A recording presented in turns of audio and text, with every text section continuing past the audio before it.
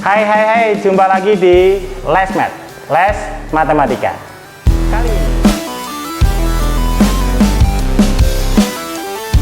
Kali ini kita akan mempelajari tentang bidang kartesius.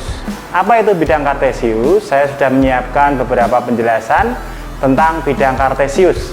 Ayo ikuti penjelasan saya dengan seksama. Ayo. Ya, sebelum kalian memahami tentang koordinat kartesius, kalian harus tahu dulu ya wilayah dari koordinat kartesius itu sendiri.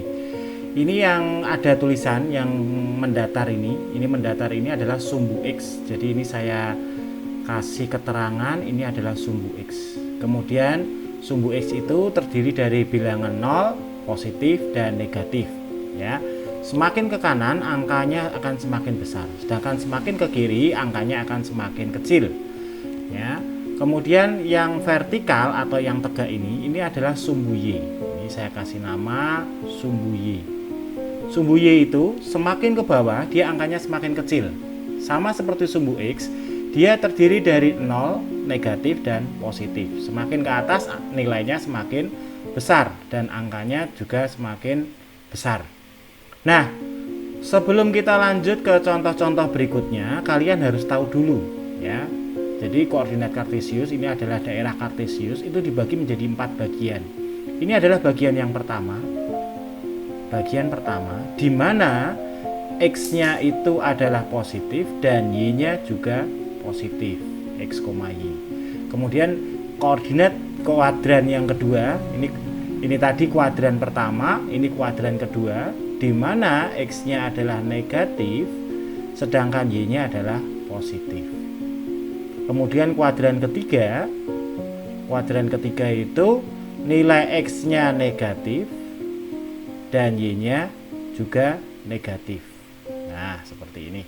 Kemudian kuadran keempat nilai X-nya itu positif dan Y-nya adalah negatif. Nah, apa maksudnya? Nanti akan kita bahas di contoh-contoh selanjutnya. Jadi kita kelompokkan dulu bahwa kuadran 1 itu terletak ini 90 derajat. Ini daerah kuadran 1. Sedangkan kuadran 2 90 sampai dengan 180 derajat. Ini daerah kuadran 2. Kuadran 3 180 derajat sampai dengan 270 derajat. Ini kuadran 3. Dan kuadran 4 itu terletak 270 derajat sampai dengan 360 derajat. Jadi dibagi menjadi 4 daerah. Ini kalian harus pahami dulu ya. Kemudian negatif X, Y ini maksudnya apa? Nanti setelah ini kita akan bahas di contoh-contoh berikutnya ya. Oke, kita lanjut ke contoh berikutnya. Untuk contoh nomor 2, kita akan menentukan jarak terhadap sumbu X dan sumbu Y. Jarak suatu titik terhadap sumbu X dan sumbu Y. Saya minta saya ambil contoh misalkan ini ya, saya kasih nama titik A. Titik A ini akan kita hitung jarak terhadap sumbu X itu berapa satuan dan jarak terhadap sumbu Y itu berapa satuan ya. Jarak terhadap sumbu X, ini titik A terhadap sumbu X, kita bisa lihat 1 kemudian 2. Jadi jaraknya adalah 2 satuan. Kemudian jarak terhadap sumbu Y yang vertikal ini kita hitung 1, 2. Ini juga 2 satuan. Jadi jarak terhadap sumbu X itu 2 satuan, jarak terhadap sumbu Y 2 satuan juga. Titik A ini terletak di kuadran keberapa? Terletak di kuadran pertama. Ya, tadi sudah saya sampaikan di contoh yang pertama kalau kuadran pertama itu X dan Y-nya selalu positif. Jadi kalau titik A ini terletak di kuadran pertama, maka nilai X dan nilai Y-nya akan selalu positif. Nah, sekarang kita akan menentukan koordinat dari titik A itu sendiri. Jarak terhadap sumbu X adalah 2 satuan. Ya. Sedangkan jarak terhadap sumbu Y itu 2 satuan juga. Maka bisa kita katakan titik A ini ketemu di sumbu X itu di titik 2. Sedangkan titik A ketemu di sumbu Y itu juga di titik 2. Maka koordinatnya adalah 2,2. Nah, seperti ini. Jadi koordinat titik A adalah 2,2. Ya, itu untuk salah satu contoh titik A. Sekarang kalau saya ambil misalkan contoh dari titik B, saya letakkan titik B berada di sini. Nah, kita akan telaah satu persatu nih, titik B ini berapa, ya kan? Kita akan telaah satu persatu. Nah, sekarang untuk titik B kita cari dulu jarak terhadap sumbu X. Jarak terhadap sumbu X berarti dia ke atas. 1, 2 satuan.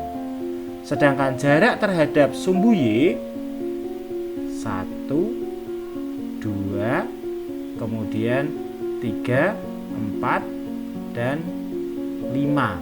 Ini 5 satuan. Nah, titik B terletak di kuadran keempat. Titik B terletak di kuadran keempat. Nah, sekarang kita lihat kuadran keempat, titik B ini ke sumbu X bertemu di titik apa?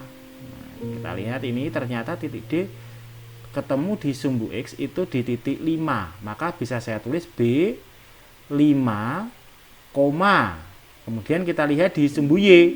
Titik B ini ketemu di sumbu Y di titik apa? Ya kan? Ternyata di titik 2, di negatif 2. Maka kita tulis 5, negatif 2. Itu koordinat dari titik B, di mana 5 ini sebenarnya adalah apsis.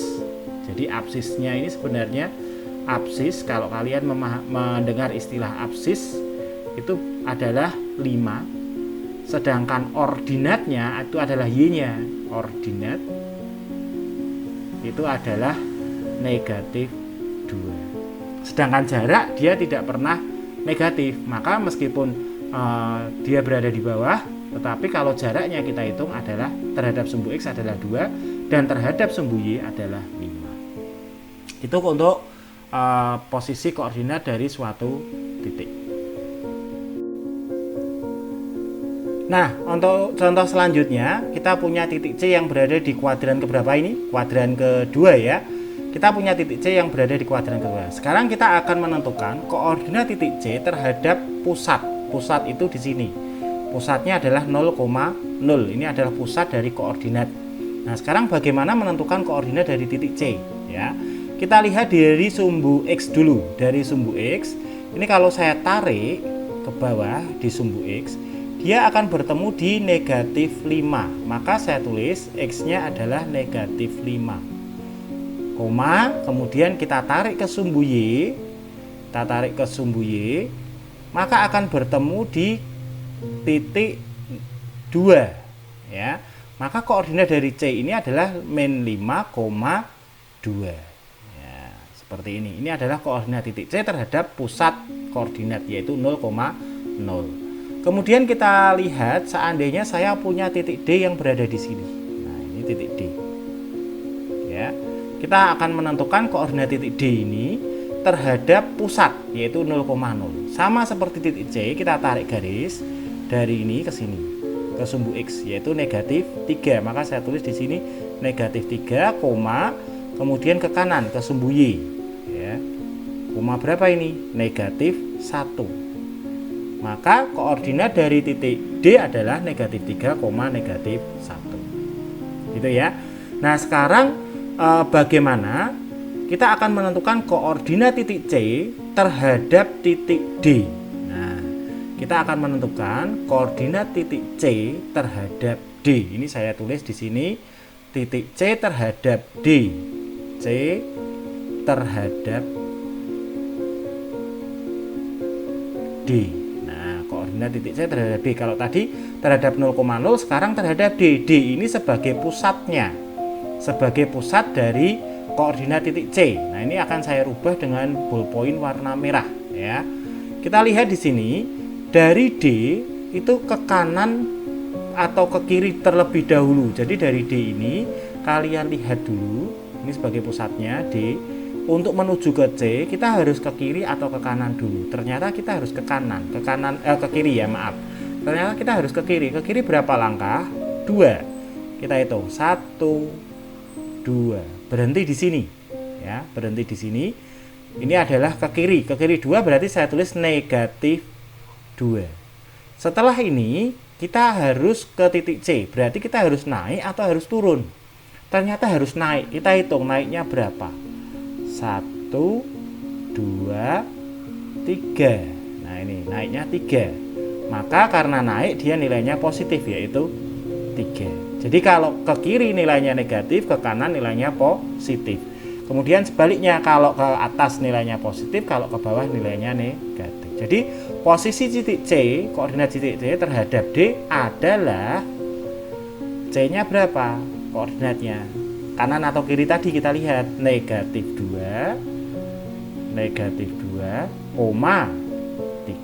Nah inilah koordinat titik C terhadap D. Jadi koordinat titik C terhadap D itu negatif 2, 3. Atau ada cara yang lebih gampang, kalian tinggal kurangkan saja. Jadi kalau saya kurangkan koordinat titik C ini, kalau saya kurangkan terhadap D, berarti C saya kurangi dengan D. Berarti XC, X-nya C saya kurangkan dengan X-nya D, Y-nya C saya kurangkan dengan Y-nya D. Jadi jangan terbalik ya. Ini saya kurangkan. Hasilnya adalah, ini saya tulis di bawahnya. Hasilnya adalah XC-nya adalah negatif 5 dikurangkan dengan negatif 3 XD, ya kan? Koma YC-nya, koordinat Y itu 2 di C, dikurangi dengan negatif 1. Ini cara gampangnya tanpa harus menggambar. Jadi kamu kurangkan saja. X-nya C kurangi dengan X-nya D. Kemudian Y-nya C juga dikurangkan dengan Y-nya D. Hasilnya berapa? Kita lihat sekarang. Negatif 5 dikurangi negatif 3 itu sama saja dengan negatif 5 ditambah 3. Negatif 5 ditambah 3 berapa? Negatif 2. 2 dikurangi negatif 1 itu sama saja dengan 2 tambah 1, yaitu 3. Nah, ternyata hasilnya sama. Jadi bisa kalian gunakan gambar, bisa pula dengan menggunakan konsep XC dikurangi XD dan YC dikurangi dengan YD. Itu koordinat titik terhadap titik yang lain. Jadi kalau kita mau mencari koordinat titik terhadap titik yang lain, kita bisa memakai rumus ini. Itu ya. Semoga paham. Nah, bagaimana penjelasan saya tentang bidang kartesius dan tentang koordinat kartesius? Apakah sudah jelas? Kalau sudah jelas, jangan lupa untuk like dan subscribe ya, karena subscribe itu gratis. Sampai ketemu di video selanjutnya. Bye-bye.